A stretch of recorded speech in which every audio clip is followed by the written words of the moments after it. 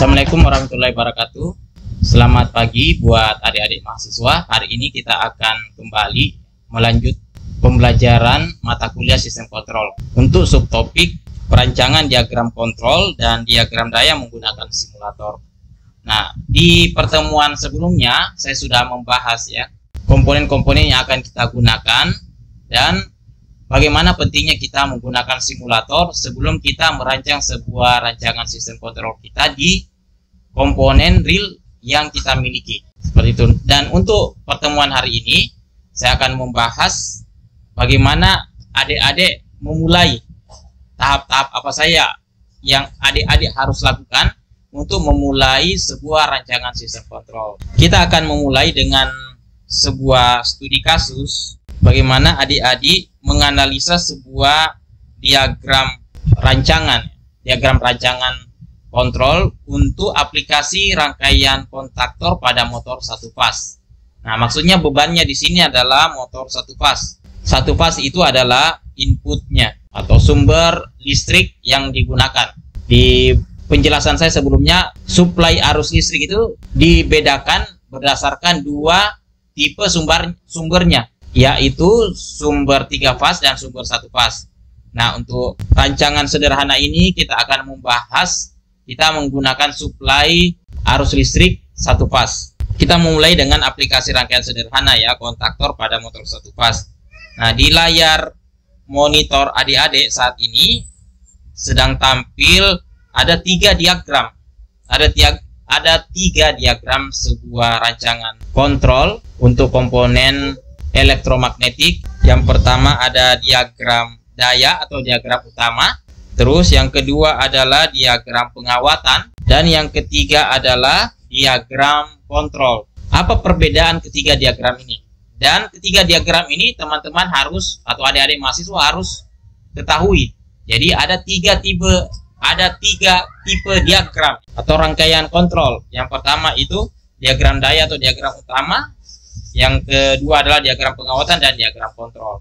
Apa perbedaan dari 3 diagram ini? Saya akan bahas perbedaan mendasar dari ketiga diagram ini. Yang saya jelaskan dulu adalah perbedaan 2 diagram. Tampak layar monitor adik-adik, ini adalah perbedaan dari 2 diagram, yakni diagram daya dan diagram kontrol. Perbedaan dari kedua diagram ini dilihat dari sisi fungsinya, yakni kalau diagram daya dia mengalirkan daya listrik ke beban. Ke beban itu maksudnya ke motor, heater, atau penerangan. Kalau adik-adik menggunakan beban penerangan itu yang banyak ya. Jadi biasanya menggunakan kontaktor sehingga mengalirkan arus listrik itu jadi lebih cepat dan tidak memakan banyak jatuh tegangan kalau kita menggunakan kontaktor magnetik untuk beban penerangan yang banyak tentunya, seperti di aula atau di gedung-gedung yang memerlukan tenaga penerangan yang besar. Nah, itu dari segi fungsinya. Diagram daya dari segi fungsinya yang mengalirkan daya listrik ke beban. Kalau diagram kontrol dari segi fungsinya mengendalikan operasi dari komponen dalam diagram daya. Kapan kontaktor magnetik itu hidup dan kapan kontaktor magnetiknya mati. Nah, itu dari segi fungsi untuk diagram kontrol. Jadi diagram kontrol itu mengendalikan operasi dari komponen. Kapan komponen atau kontaktor magnetik itu beroperasi ataukah tidak beroperasi. Dari segi perbedaan kedua diagram ini dari segi komponen, kalau diagram daya yang ditampilkan adalah MCB, fuse, kontaktor, dalam hal ini kontak utama dari kontaktor, thermal overload relay, dan penghantar dengan kabel besar, serta motornya atau bebannya. Ini beban. Sedangkan di diagram kontrol dari sisi komponen, di diagram kontrol akan menampilkan tombol atau push button start atau push button stop. Kalau dia menggunakan sensor maka akan ditampilkan di diagram kontrol sensor apa yang digunakan. Lampu indikator, coil, kontaktor atau kumparan dari kontaktor, coil timer kalau menggunakan time delay relay, atau kontak bantu NO atau NC yang digunakan. Jadi di diagram kontrol itu yang ditampilkan adalah Ya, tadi tombol, sensor, lampu indikator, koil kontaktor, dan kontak bantu NONC. Nah, berbeda halnya di diagram daya tadi. Dari sisi tegangan, perbedaan dari dua diagram ini. Diagram daya itu dari sisi tegangan menggunakan tegangan beban 380 volt AC. Jadi dia berdaya besar ya, mengoperasikan tegangan-tegangan besar. Karena kalau tegangan bebannya itu membutuhkan supply atau mengkonsumsi tegangan 380 volt, maka dia menggunakan tegangan 3 fase 380 volt. Sedangkan di sisi diagram kontrol untuk tegangan kendalinya itu bisa 24 volt DC kalau adik-adik mengoperasikan beban DC, maka bisa 24 volt DC tegangan kendalinya, atau 220 volt DC, 220 volt AC. Nah, dari sisi tegangan ini tentunya diagram kontrol menjadi lebih aman dari sisi tegangan. Kenapa? Karena di diagram kontrol itu sangat identik dengan operator. Jadi biasanya operator itu lebih banyak mengoperasikan bagian diagram kontrolnya, sehingga tegangan di sekitar atau area diagram kontrol itu menjadi lebih aman buat operator dibanding di diagram dayanya yang butuh tegangan-tegangan besar. Nah, itu untuk perbedaan dari sisi tegangannya antara diagram daya dan diagram kontrol. Dari sisi tujuan, diagram daya itu tujuannya yakni koneksi fisik daya ke motor. Sedangkan diagram kontrol itu tujuannya logika kendali sistem. Sehingga dari perbedaan ini saya bisa analogikan dia ya bagaikan tubuh manusia. Jadi dua diagram ini bagaikan tubuh manusia. Diagram daya itu adalah ototnya, tulang, dan syaraf motorik yang melakukan pekerjaan berat. Jadi yang menggerakkan beban itu adalah yang melakukan pekerjaan berat itu diagram daya. Sedangkan diagram kontrol itu adalah otak atau syaraf motor atau syaraf sensoriknya. Jadi diagram kontrol itu berfungsi untuk memerintahkan otot untuk bergerak. Jadi diagram kontrol itu memerintahkan otot untuk bergerak. Kalau bahasa kerennya, diagram kontrol itu memberikan sinyal ya kepada diagram daya, untuk melakukan aksi. Kalau di diagram kontrol itu memberikan sinyal input on, maka diagram daya harus mengimplementasikan sinyal yang diberikan dari diagram kontrol. Kalau diberikan sinyal input on, maka diagram daya harus mengoperasikan beban on. Begitupun juga sebaliknya. Jadi diagram kontrol itu memberikan sinyal operasi, sedangkan diagram daya itu adalah yang bekerja. Seperti itu. Karena dia berkaitan dengan beban-bebannya. Jadi beban kan yang akan dikontrol. Nah, itu adalah konsep dasar dari diagram daya dan diagram kontrol. Terus, bagaimana dengan diagram pengawatan, Pak? Diagram pengawatan itu adalah kombinasi antara dua diagram ini. Kombinasi antara diagram daya dan diagram kontrolnya. Sehingga terbentuklah diagram pengawatan. Nah, diagram pengawatan ini memberikan detail hubungan antara tiap koneksi terminal. Bisa dilihat ya gambarnya diagram pengawatan. Di diagram pengawatan itu sudah sangat jelas. Jadi sudah kelihatan bebannya, sudah kelihatan koil kumparan kontaktor, kontak utamanya terhubung ke terminal berapa, tombol push button on dan push button off itu terhubung ke terminal mana, sudah jelas. Jadi sudah include semua diagram daya dan diagram kontrol di dalam diagram pengawatan. Jadi di situ ada diagram daya, nah ini yang ada bebannya, dan juga diagram kontrolnya, kombinasi antara dua diagram. Nah, itu ya perbedaan antara tiga diagram yang harus adik-adik pahami. Sekarang mari kita coba lihat bagaimana prinsip kerja dari rangkaian sederhana ini. Kita coba menganalisa berdasarkan prinsip kerja dari dua diagram rancangan sistem kontrol kita untuk mengoperasikan sebuah motor listrik satu fase. Yang pertama, adik-adik harus perhatikan dulu di sisi kanan, di sisi kiri untuk diagram kontrol. Silakan diperhatikan. Saya akan jelaskan dulu satu demi satu komponen-komponen yang digunakan pada diagram kontrol. Yang pertama adalah ini adalah supply, yaitu supply PLN ya. Kalau adik-adik menggunakan supply PLN, kalau adik-adik menggunakan supply di atas kapal berarti dia berasal dari genset. Simbolnya seperti ini, dia R. Karena dia menggunakan satu fase saja berarti dia menggunakan sumber R. Ini sumber R. Kalau adik-adik menggunakan sumber listrik 3 fase, biasanya gambarnya ya tinggal ditambah line diagramnya. Ini R, terus S, kemudian T. Ini T, RST. Nah, seperti itu. Ini untuk 3 fase. Berhubung kita menggunakan satu fase, maka kita coba analisa rangkaian yang ada saat ini. Tadi ini sumber listrik. Terus yang kedua komponennya adalah komponen MCB. Ini komponen kedua adalah MCB. Sudah jelas di gambar. Fungsi dari MCB sudah tahu ya, sebagai komponen listrik yang berfungsi untuk memproteksi terjadinya arus hubung singkat atau arus beban lebih. Nah, ini komponen pertama adalah MCB. Komponen kedua kita temukan adalah push button. Ini push button stop. Tipe kontaknya NC. Kemudian komponen ketiga adalah push button start. Push button start yang memiliki tipe kontak NO. Jadi kita harus jelaskan satu persatu komponennya ya.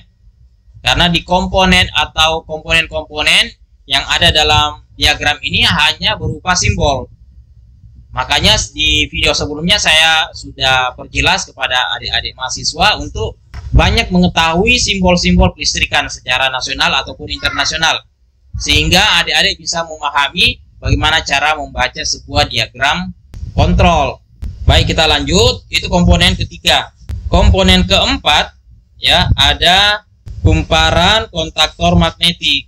Nah, ini adalah komponen keempat, koil atau kumparan kontaktor magnetik. F1 koilnya atau kumparannya. Komponen ketiga ada kontak bantu. Maaf, komponen kelima ya, ada kontak bantu. Kontak bantu bertipe NO. Nah, itu adalah komponen kelima. Nah, komponen yang ini kita abaikan saja ya. Ini kita anggap tidak ada ini. Jadi ada 5 komponen yang akan kita analisa proses kerjanya dalam sebuah rangkaian kontrol. Baik, silahkan kita coba lihat dari prinsip kerja yang sudah terpampang di persentase ini. Pada rangkaian kontrol, silakan perhatikan pada rangkaian kontrol, maksudnya ini ya, diagram kontrol, fasa dihubungkan ke MCB. Nah, ini fasa yang dihubungkan ke MCB, satu fase. Kemudian melalui tombol off atau push button stop NC menuju ke tombol on, menuju ke tombol on atau push button start, yang kemudian menuju kumparan koil, menuju kumparan koil pada kontaktor dan berakhir di netral, dan berakhir hubungan di netral ini. Jadi di atas itu sumber positifnya, di bawah sumber negatifnya. Saya beri nomenklatur terminal koil itu di sini A1, di sini A2. Jadi A2 itu selalu ketemu netral pada kumparan kontaktor. Kita lanjut ya, di netral. Karena saklar on yang digunakan merupakan push button, jadi saklar on ini adalah push button, maka dipakai saklar pengunci. Karena push button ini karakteristiknya dia modelnya tombol seperti tombol bel kan. Jadi dia ketika ditekan baru dia akan berubah aksi. Setelah adik-adik mengangkat jari adik-adik, maka dia kembali ke kondisi normal. Itu fungsi atau karakteristik dari push button. Sehingga kenapa dia harus ditambahkan? Makanya di sini dipakai saklar pengunci. Saklar penguncinya yang mana? Saklar penguncinya ini dia. Kontak bantu NO 13, 14. terminal 13, 14. Nah, ini adalah pengunci atau pengunci yang terhubung paralel ke kontak bantu kontaktor NO atau normally open. Nah, ini terhubung paralel. Ini terhubung secara paralel. Seperti itu ya. Harus dipahami. Jadi, adik-adik harus membaca dulu komponen-komponen apa saja yang digunakan. Itu tahap pertama. Komponen-komponen apa saja yang digunakan pada rancangan itu. Kalau adik-adik tidak tahu komponen apa ini, karena cuman berdasarkan simbol, silakan cari referensi di googling dulu. Komponen apa saja yang digunakan sebelum membaca rangkaiannya, menganalisa rangkaiannya. Nah, itu pada diagram kontrol, komponen-komponen yang digunakan di diagram kontrol. Sekarang adik-adik perhatikan di diagram daya. Kita akan membaca komponennya lagi. Kita harus mengetahui komponen apa saja digunakan di diagram daya. Yang pertama itu tentunya ada fasa. Kemudian komponen kedua, komponen pertama ada MCB. Komponen kedua itu ada kontak utama. Ini kontak utama. Kontak utama dari kontaktor magnetik bertipe NO. Itu komponen kedua. Komponen ketiga ada bebannya. Dalam hal ini menggunakan motor listrik.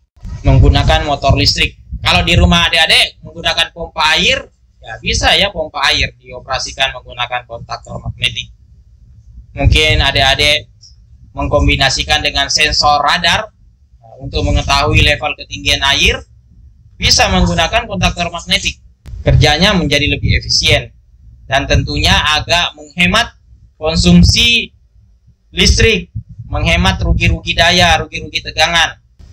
Jadinya lebih sebaiknya menggunakan kontaktor magnetik. Kalau di rumah adik-adik itu menggunakan tandon air untuk menyimpan cadangan air di rumah ya, menggunakan pompa dan mungkin mau tambahkan sensor radar untuk mengetahui ketinggian level air di tandon, sebaiknya menggunakan kontaktor magnetik.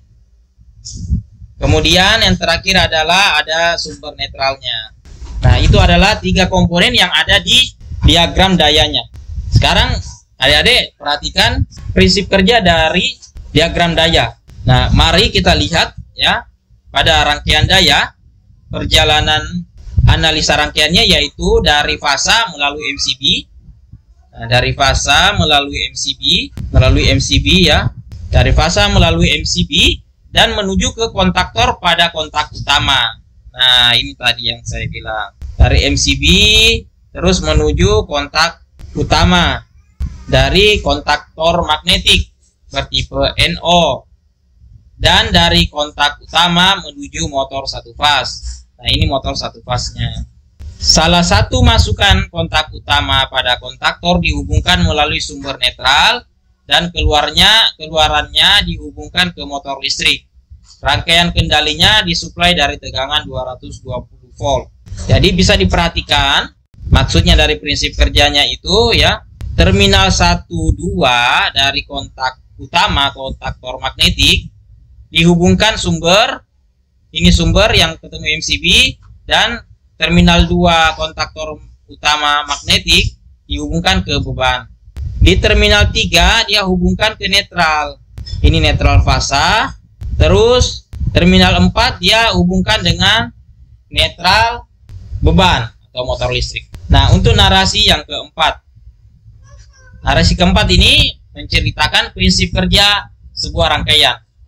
Pada saat tombol start ditekan, tombol start ini ya, pada saat adik-adik tekan tombol start, arus mengalir melalui F2. Ini F2. S1 dan S2. Kemudian menuju K1. Kontaktor magnetik 1 atau K1 bekerja karena sudah disuplai arus listrik, karena sudah terenergize arus listrik. Kontak bantu K1 NO menutup. Nah, ini kemudian setelah koil K1-nya terenergi arus listrik, maka ini tertutup menjadi NC yang tadinya NO. Dan motor terhubung pada saluran dan motor listrik terhubung. Ini menjadi NC semua. Karena koil, begitu koil terenergi arus listrik, maka kontak utamanya akan berubah menjadi NC yang tadinya NO. Sehingga ketika kontak utama ini menjadi NC, maka arus listrik mengalir dan mengoperasikan beban. Untuk selanjutnya arus akan mengalir melalui F2, S1 dan kontak bantu K1.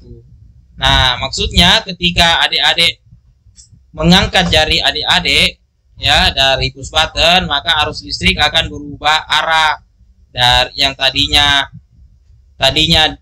dari tombol push button on, sekarang berubah arah ke kontak bantu dari kontaktor magnetik. Nah, itu analisa dari prinsip kerja yang ada di narasi persentase saya. Sekarang kita coba analisa menggunakan aliran arus listrik.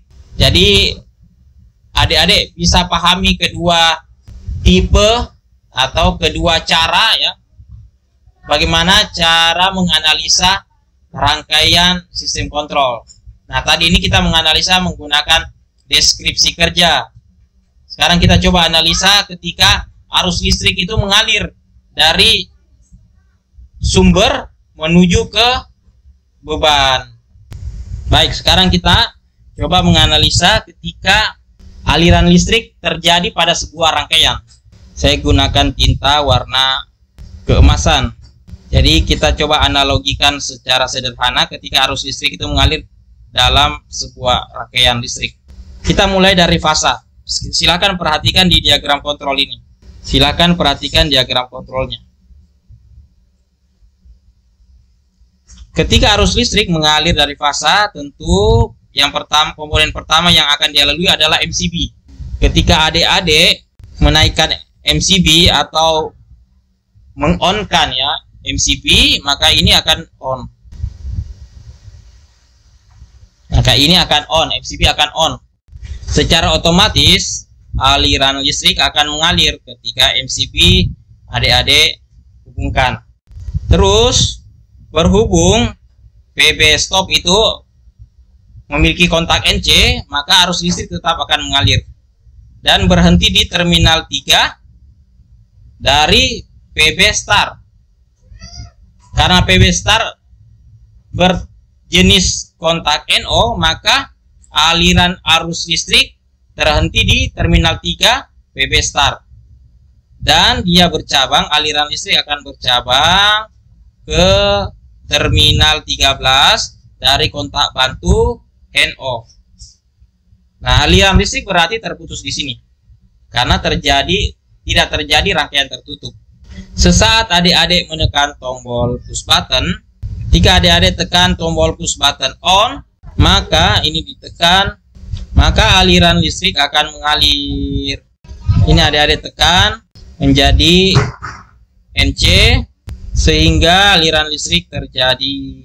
Aliran listrik akan mengalir masuk ke koil KM1. Maka listrik akan menyuplai koil atau kumparan pada kontaktor magnetik 1. Nah, ketika terjadi aliran arus listrik pada koil atau kumparan kontaktor magnetik, maka akan terjadi namanya medan magnet. Ketika di dalam kontaktor magnetik terjadi medan magnet, maka dia akan menggerakkan kontak-kontak yang ada di kontaktor magnetik. Sehingga semua kontak akan berubah jenis. Yang tadinya NC menjadi NO atau NO menjadi NC. Jadi berubah ya. Nah, disinilah nanti adik-adik kalau sudah mahir merancang sebuah sistem kontrol, nah ini dua kontak yang adik-adik akan coba manipulasi. Kapan NO berubah jadi NC dan kapan NC berubah jadi NO. Nah, ini sebenarnya dua kontak yang adik-adik akan manipulasi sehingga bisa mengoperasikan sebuah beban. Kita kembali ke analisa rangkaian. ketika kontaktor tadi ini terenergize arus listrik, maka akan timbul medan magnet yang akan menggerakkan kontak-kontaknya. Seperti kontak bantu ini. Nah, kontak bantu ini yang tadinya NO, ini NO akan berubah menjadi NC. Sehingga arus listrik akan mengalir ke sini. Dan mengenergize K1 untuk mempertahankan arus listrik. Sesaat adik-adik mengangkat jari adik-adik dari tombol sehingga push button ini kembali menjadi NO. Arus listrik terputus dan berubah arah aliran ke kontak bantu K1 dan mempertahankan arus listrik tetap terjadi di koil K1. Saya harap dimengerti ya bagaimana menganalisa rangkaiannya. Sekarang silakan berpindah ke diagram dayanya. Ketika koil ini terenergize arus listrik, akan merubah kontak-kontaknya dari kontak NO menjadi NC atau sebaliknya NC menjadi NO. Sehingga kontak utamanya juga akan berubah. Yang ini adalah NO berubah menjadi NC. Selain kontak bantu yang dia rubah modenya, kontak utama juga dia rubah modenya jadi mode NC. Jadi ini semua berubah menjadi NC. Sehingga ketika kontak utamanya menjadi NC, nah maka aliran listrik akan mengalir. Tentunya MCB ini udah di on ya di NC.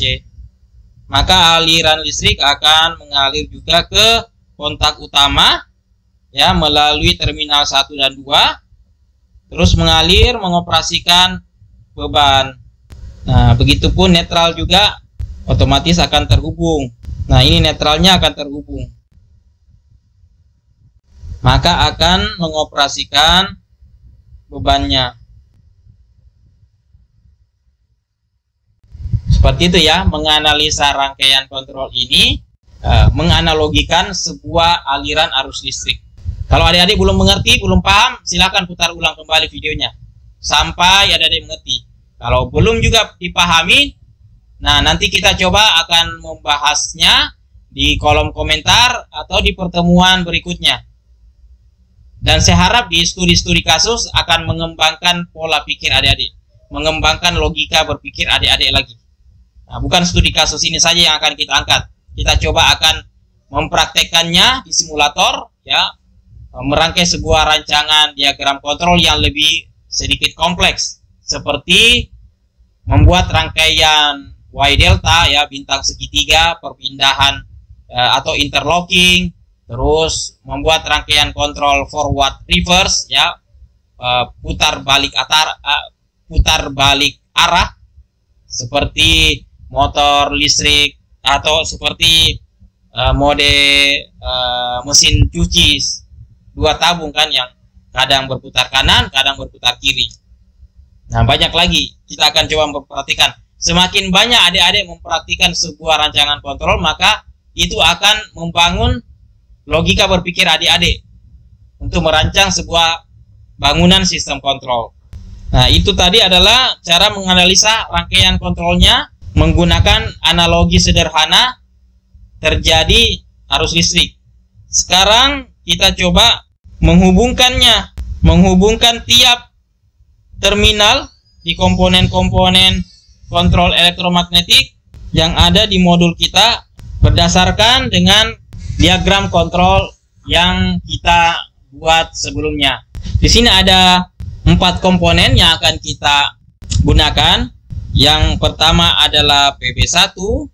Ini adalah push button stop. Kemudian kita gunakan PB1 sebagai push button start. Ini komponen 1, komponen 2, komponen 3 ada MCB, komponen 4 ada kontaktor magnetik atau KM, terus komponen kelima ada motor listrik sebagai beban. Baik, kita coba rangkai berdasarkan diagram kontrol sederhana yang sudah tadi kita bahas sebelumnya. Saya berikan dulu keterangan angka di tiap terminal ya. Jadi ini kita gunakan PB1 itu sebagai PB start. Nah, ini kita gunakan PB stop. Ini terminal 1 2. Terus terminal 34 push button start NO 34, terus MCB. Nah, baik, kita coba rangkai.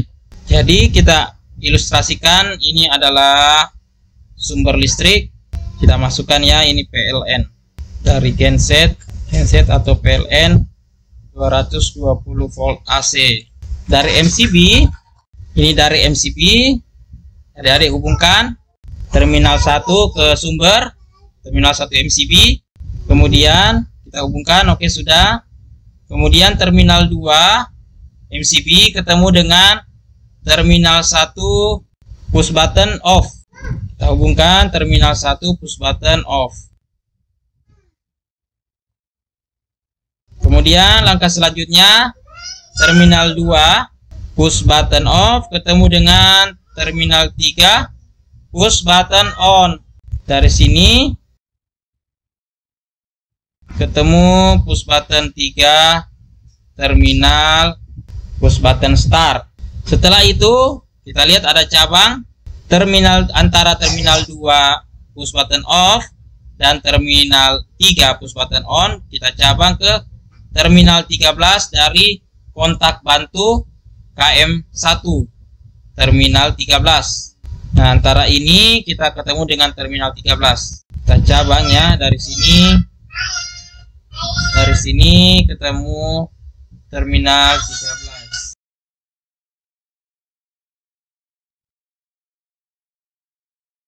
Setelah itu terminal 4 dari push button on atau start langsung kita hubungkan dengan A1.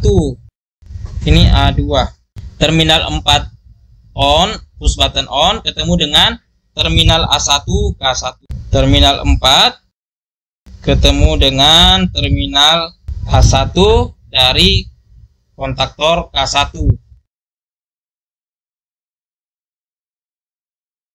Nah, ini terminal 13. Terus terminal 4 push button start ketemu dengan A1 coil K1. Oke, kita lanjut. Antara terminal 4 dengan terminal A1 K1 dia bercabang dengan terminal 14 kontak bantu A1. Antara ini di sini dia ketemu dengan terminal 14.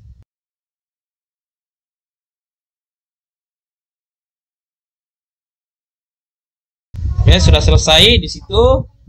Berarti A2 kita hubungkan dengan netral. Ini kita hubungkan dengan netral. Untuk rangkaian diagram kontrol sudah selesai ya. Sedangkan sekarang kita beralih ke diagram dayanya. Nah, kita langsung hubungkan diagram daya dari MCB ketemu dengan terminal 1 kontak utama motor KM1. Dari MCB ketemu dengan L1 di sini. Ketemu dengan L1 atau biasa kita sebut dia ini 1, ini 1, ini 3, ini 5. Ini jadi kalau di sini L1 berarti dia 1, L2 itu 3, L3 itu 5. Sedangkan T1 2, T2 itu 4, dan T3 itu 6. Kemudian T1 ketemu dengan beban dan netral. Nah, netral ini ketemu dengan L2 dan T2 itu ketemu dengan netral ke beban. Seperti ini ya. Nah, terminal 2 ketemu dengan beban. Kemudian netral, ini netral sumber PLN jala-jala.